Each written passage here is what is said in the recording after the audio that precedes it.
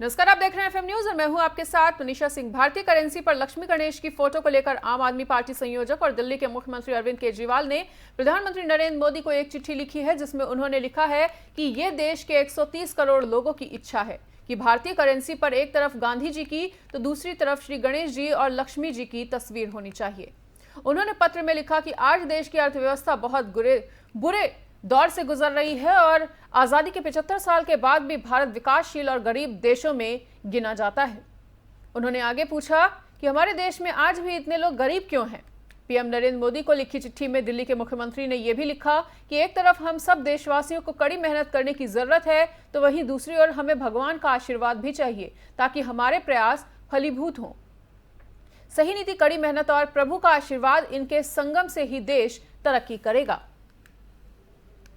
तो आपको बताना चाहेंगे कि करेंसी नोटों पर एक तरफ गांधी जी तो दूसरी तरफ हो लक्ष्मी गणेश जी की फोटो, ऐसी मांग की है सीएम अरविंद केजरीवाल ने। और आपको बता दें कि इस मांग को लेकर लगातार ये जो पूरा मामला है वो सुर्खियों में बना हुआ है। बताना चाहेंगे कि भारतीय करेंसी पर महात्मा गांधी के साथ साथ लक्ष्मी गणेश जी की फोटो की मांग करने के बाद दिल्ली के सीएम अरविंद केजरीवाल ने पीएम नरेंद्र मोदी को इस संबंध में एक पत्र लिखा है। और अरविंद केजरीवाल ने चिट्ठी में लिखा है कि देश के 130 करोड़ लोगों की यही इच्छा है कि भारतीय करेंसी पर एक तरफ महात्मा गांधी की और दूसरी तरफ श्री गणेश जी और लक्ष्मी जी की तस्वीर होनी चाहिए।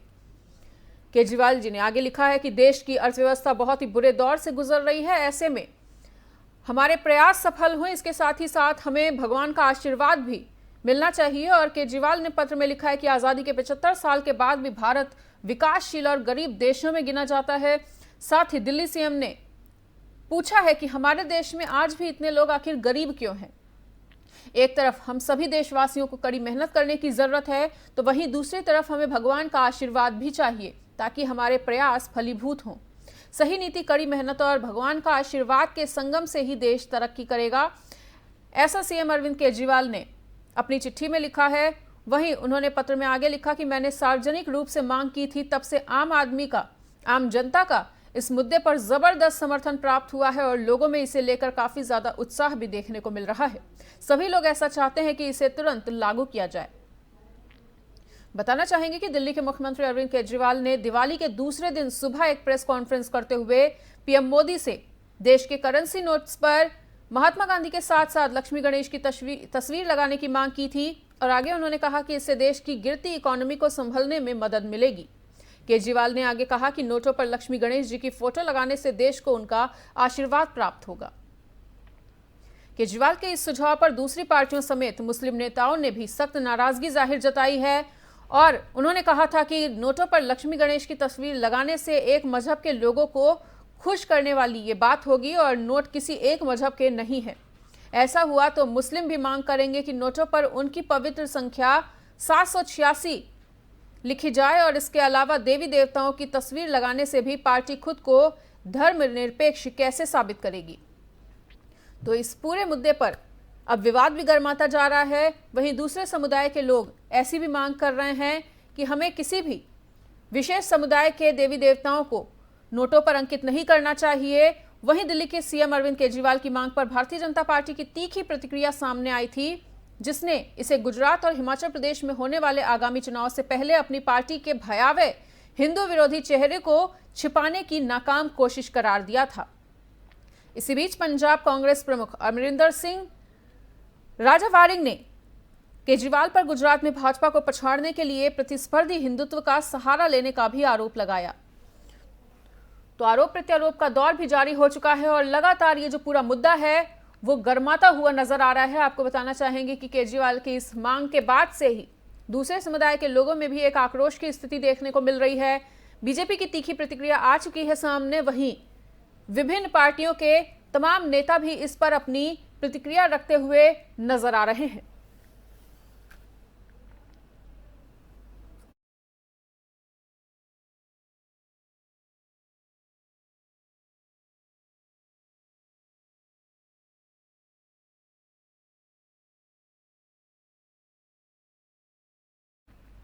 आज से महापर्व छठ व्रत की शुरुआत हो गई है और छठ पर्व घिया की सब्जी की डिमांड को देखते हुए बड़े आजादपुर मंडी में लौकी के दाम 25 से 30 किलो बिकने वाली घिया के दाम काफ़ी ज़्यादा हो चुके हैं। आपको बताना चाहेंगे कि आज़ादपुर मंडी में 40 रुपए किलो तक लौकी पहुंच चुकी है और इस दिन सुबह नदी में व्रती स्नान करते हैं, जिसके बाद भोजन बनाया जाता है। आज के दिन छठ व्रत रखने वाले लगभग हर घर में लौकी की सब्जी का प्रसाद छठ व्रती ग्रहण करते हैं और जानकारों की माने तो आने वाले 1 से 2 दिनों में लौकी के दामों में और भी ज्यादा तेजी आ सकती है।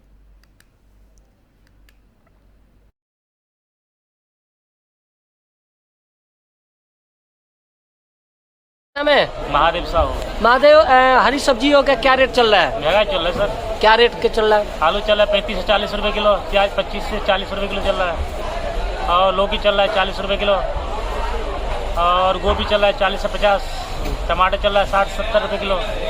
और क्या लग रहा है कि सब्जियों का रेट बढ़ेगा जो छठ में यूज किया जाता है? लौकी की बात आपने कही, तो क्या पहले के एक हफ्ते पहले क्या रेट था, अब क्या रेट एक है? हफ्ते दर में सर कमी थी, हाँ। अब एक हफ्ते से रेट ज्यादा बढ़ गई है अब। क्या लग रहा है इसका रेट और भी बढ़ेगा? हाँ जी सर, छठ लेके अभी बढ़ेगा रेट इसका। कितना बढ़ सकता है किलो पे? तो 10 रुपए किलो आगे चल सकता है। चल सकता है। क्या बढ़ने के क्या रीजन है? पीछे माल कम है सर। क्या इसमें भी और भी क्वालिटी होती है क्या लौकी की बात करी जाती है? नहीं सर, नहीं की क्वालिटी आ रहा है आपका? मेरा मोहम्मद निजामुद्दीन। निजामुद्दीन, सब्जियों की बात करी जाए, पहले क्या रेट था, अब क्या रेट है? सर सब्जियों में जैसे कि आप ये ले लो, लौकी ले लो, तो 1-2 दिन पहले 30 का बाजार था, लेकिन आज का कल में 40 रेट हो गया। क्या लग रहा है रेट बढ़ने के चांस है? तो फिलहाल 2 दिन की रेट तो बढ़ेगा।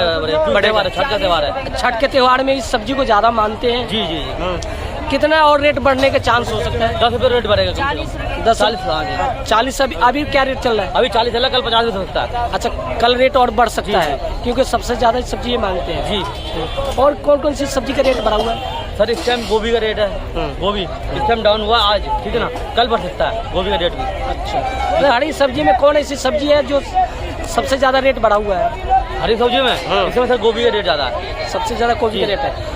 लौकी के क्या रेट चल रहा है अभी? लौकी सर अभी तो 40 चल रहा है, कल के रेट में 50 होगा। कल के दिवाली के बाद दिल्ली एनसीआर में प्रदूषण का दौर शुरू हो गया है और एनसीआर की हवा दिन भर में 20 सिगरेट पीने जितनी खतरनाक हो गई है। दिल्ली एनसीआर के अधिकतर इलाकों का AQI 300 पार कर चुका है, तो वहीं कई इलाके ऐसे भी हैं जहां पर प्रदूषण स्तर 400 के पार हो चुका है। प्रदूषण से क्या कुछ नुकसान होते हैं, प्रदूषण से कैसे एहतियात रखने हैं, इसको लेकर हमने वरिष्ठ चिकित्सक प्रोफेसर डॉक्टर BP त्यागी से भी बातचीत की।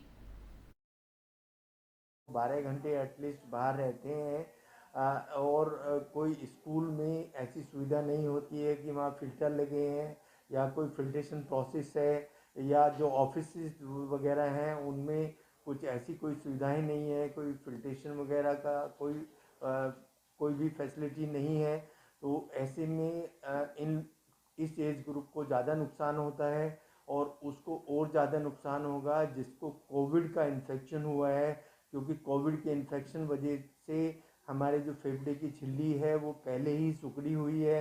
अगर किसी को कोविड हुआ है तो उसके लिए ये और भी ज़्यादा नुकसानदायक है, यानी ये सोने पे सुहागा है।